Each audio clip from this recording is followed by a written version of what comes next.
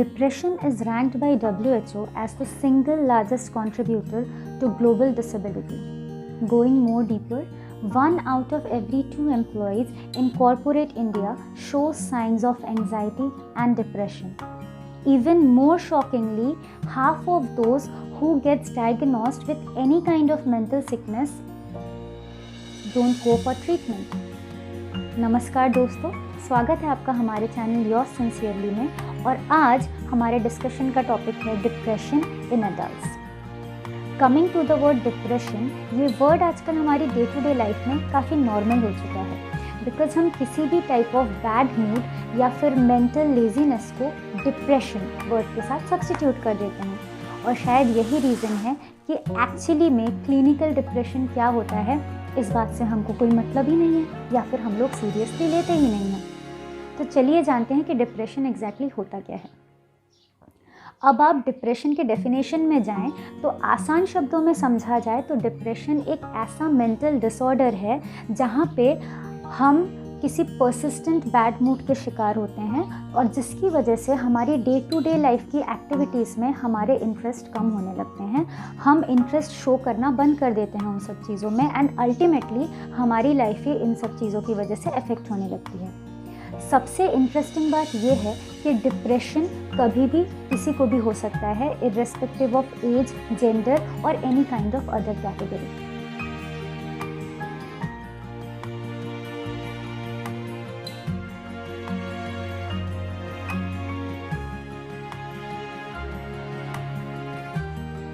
अब चलते हैं डिप्रेशन के कॉजेज़ की तरफ। अब देखिए, मेडिकल टर्म्स की तरफ अगर जाएं तो डिप्रेशन के कई कारण हो सकते हैं, जैसे कि it can be biological, social और साइकोलॉजिकल। बट हम लोग उतनी डिटेल्स में नहीं जाएंगे। हम लोग कुछ एग्जांपल्स देखेंगे जो कि हमारी डे टू डे लाइफ से हम लोग रिलेट कर सकें। अब देखिए, कुछ कॉजेज़ जो डिप्रेशन कॉज करते हैं वो है like competition in our day to day life, comparison with others, हम दूसरों के साथ खुद को काफ़ी ज़्यादा कंपेयर करने लगते हैं।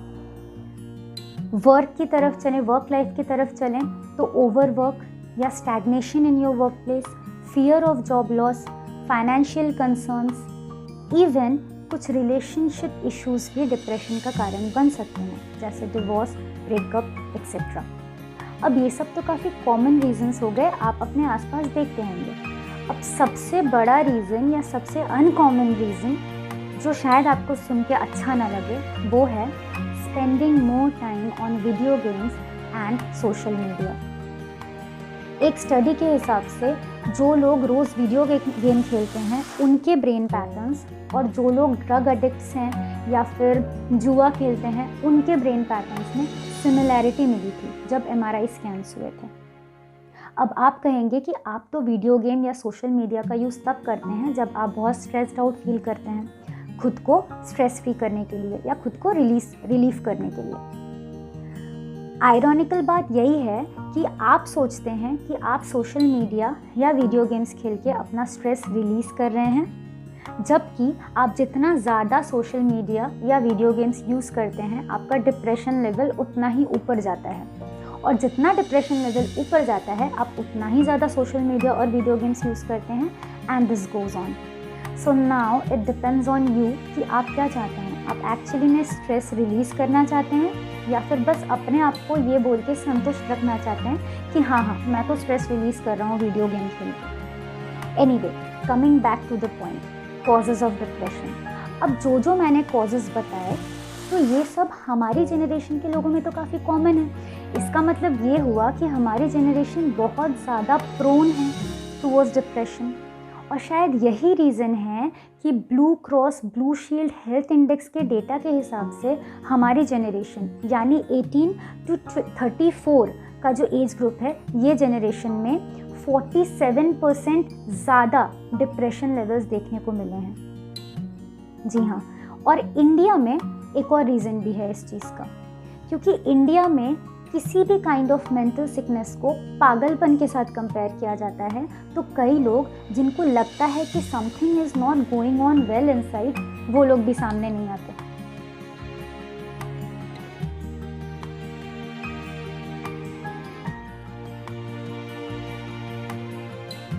अब आपको पता कैसे चले कि whether you are suffering from depression और नॉट। तो इसके कुछ सिम्टम्स हैं। आप अपने में कुछ बिहेवियरल चेंजेस नोटिस करेंगे जिससे आप गेस कर सकते हैं कि शायद आपको अपने मेंटल हेल्थ की टेक केयर करना अब शुरू कर देना चाहिए। तो ये सिम्टम्स कुछ इस तरह हैं। सबसे पहले आता है स्लीप डिसऑर्डर्स, जैसे अगर बहुत ज़्यादा सोना या बहुत कम सोना, इंसोम्निया का शिकार होना, नींद से बीच बीच में जग जाना, एपेटाइट में प्रॉब्लम्स, जैसे कि आप बहुत ज़्यादा खाना खाते हैं पहले के कंपैरिजन में, या बहुत कम खाना, बिल्कुल भूख ना लगना, दीज आर एपेटाइट या डाइट प्रॉब्लम्स। नेक्स्ट आता है कंसंट्रेशन में प्रॉब्लम्स, लाइक कोई भी चीज़ मेमोराइज करने में प्रॉब्लम होना जो आपके साथ पहले नहीं होता था, किसी भी चीज़ में कंसंट्रेट करने में प्रॉब्लम होना, हर चीज़ में बात बात में इरिटेशन का आना, इरिटेबिलिटी। नेक्स्ट आता है कोई कुछ कर रहा है या नहीं कर रहा है, आपके अचानक एंगर आउटबर्स्ट, मतलब बिना किसी बात के गुस्सा होना, फिजिकल एक्स। देखिए 1-2 दिन ये सब चीज़ें हो तो अलग बात है, बट यही चीज़ें कंटिन्यूस होने लगे, जैसे कि फिजिकल एक्स मैंने कहा, हाथ दर्द, पैर दर्द, सर दर्द, एक्सेट्रा एक्सेट्रा। तो ये सारे सिम्टम्स अगर कंटिन्यूसली होने लगे तो फिर आपको ध्यान देने की ज़रूरत है अपने मेंटल हेल्थ पर। अब आधे से ज़्यादा वीडियो में तो बहुत सारी नेगेटिव बातें होगी कि डिप्रेशन से ये होता है, वो होता है, ये उसके सिम्टम्स होते हैं, एक्सेट्रा एक्सेट्रा। अब थोड़े पॉजिटिव चीज़ों की तरफ भी चलते हैं। खुशखबरी वाली बात ये है कि डिप्रेशन हील हो सकता है और आप खुद को डिप्रेशन होने से बचा भी सकते हैं, यानी प्रिवेंट भी कर सकते हैं। तो कुछ प्रिवेंटिव मेजर्स और क्योर्स बताने से पहले आप एक चीज़ सोचिए, हमारे पहले के जनरेशन, मतलब हमारे पेरेंट्स जिस जनरेशन से बिलोंग करते हैं, क्या उनमें इतना ज़्यादा प्रॉब्लम आपने देखा है? इतने ज़्यादा डिप्रेशन लेवल्स एक्सेट्रा एक्सेट्रा देखा है? नहीं देखा होगा, क्योंकि हमारी पिछली जनरेशन अपनी फैमिली से, अपने दोस्तों से बहुत ज़्यादा कनेक्शन में रहती थी, बहुत ज़्यादा इंटरेक्ट करती थी। कोई भी प्रॉब्लम हो वो लोग अपनों से डिस्कस करते थे, इन शॉर्ट सोशलाइज करते थे, जो कि हमारी जनरेशन नहीं करती है। तो पहला प्रिवेंशन का स्टेप तो यही है कि socialise as much as possible. हाँ, जानती हूँ कि इंट्रोवर्ट एक्सट्रोवर्ट ऐसे लोग भी हैं, बहुत लोग कनेक्ट नहीं कर पाते बहुत लोगों से, बट स्टिल लोगों से मिलिए, क्योंकि वी आर सोशल एनिमल्स। बात नहीं करेंगे, कनेक्ट नहीं करेंगे लोगों से, तो फिर मेंटल प्रॉब्लम तो आनी नॉर्मल है। सेकेंड आता है एक्सरसाइज। फिजिकल एक्टिविटीज़ हमारे मेंटल हेल्थ को फिट रखने में बहुत बड़ा रोल प्ले करते हैं। सो इनफैक्ट रिसर्च में ये भी पाया गया है कि अगर किसी को डिप्रेशन है और उसको कुछ मेडिकेशंस दिए जा रहे हैं, उससे जो इम्प्रूवमेंट्स उस बंदे में आती है, इक्विवेलेंट इम्प्रूवमेंट्स उस बंदे में एक्सरसाइज करके भी आ सकती है। तो इसलिए एक्सरसाइज को प्रिवेंटिव मेजर्स के तौर पे आप ले सकते हैं। ज़्यादा नहीं, डेली 25-30 मिनट एक्सरसाइज करेंगे तो काफ़ी है। अब आते हैं डाइट की तरफ, क्योंकि देखिए पेट आपका गड़बड़ रहेगा तो आपका दिमाग तो वैसे भी कंफ्यूज रहेगा, राइट? तो हेल्दी फूड खाइए, मील्स स्किप मत कीजिए, जो भी खाइए वो आपकी बॉडी के लिए बेनिफिट करना चाहिए उस चीज़ से। जैसे बहुत सारी चीज़ें हैं जो हमारे दिमाग में एडवर्सली इफेक्ट करती हैं, जैसे कि कॉफ़ी, अल्कोहल या कोई भी ऐसी चीज़ जिसमें ट्रांस फैट होता है। हम लोग फास्ट फूड तो बहुत ज़्यादा खाते ही हैं, तो ये सब चीज़ें जितना हो सके कम खाइए। नेक्स्ट आता है सनलाइट। जी हाँ, एक रिसर्च में ये भी पाया गया है कि सनलाइट से हमारे अंदर सेरोटोनिन का इंक्रीज़ होता है सिक्रीशन, जिससे कि हमारे मूड में इंक्रीज़ आता है, मूड लेवल में इंक्रीज़ आता है, हम खुश फील करते हैं। तो इसलिए बाहर जाइए, थोड़ा धूप में घूमिए, बहुत ज़्यादा प्रॉब्लम नहीं होगा स्किन को।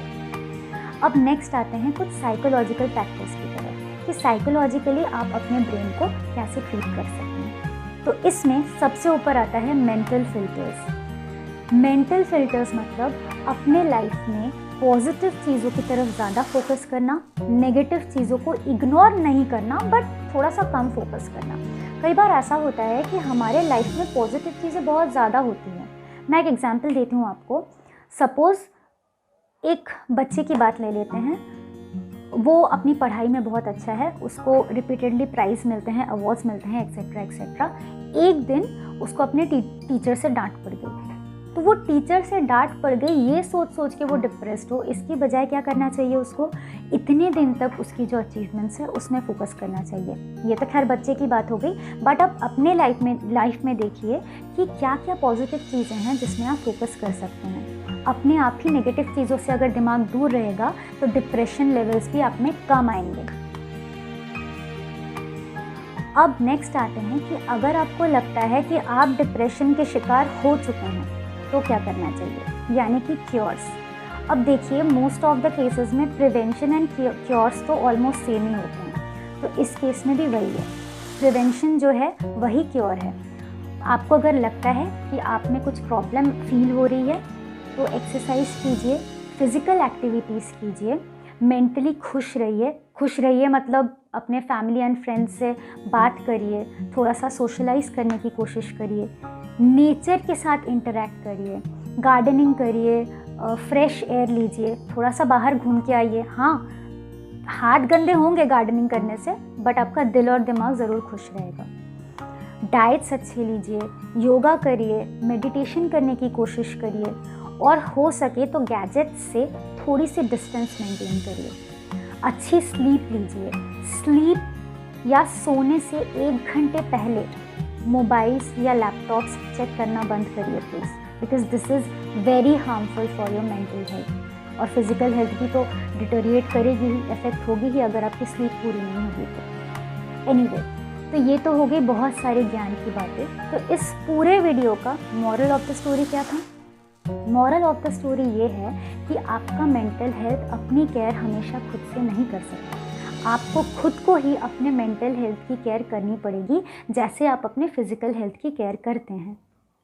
आप मेंटली खुश रहेंगे, हेल्दी रहेंगे, फिज़िकली फिट रहेंगे, तो ही आप दूसरों के सामने अट्रैक्टिव पर्सनैलिटी के हिसाब से उभर पाएंगे, दूसरों को भी खुश रख पाएंगे। इसलिए मेंटली फिट रहिए, स्ट्रॉन्ग रहिए, फिज़िकली भी फिट रहिए और स्ट्रॉन्ग रहिए। और अगर आपको लगता है कि आपकी मेंटल कंडीशन थोड़ी सी नेगेटिव साइड में जा रही है तो काइंडली किसी एक्सपर्ट की एडवाइस लीजिए।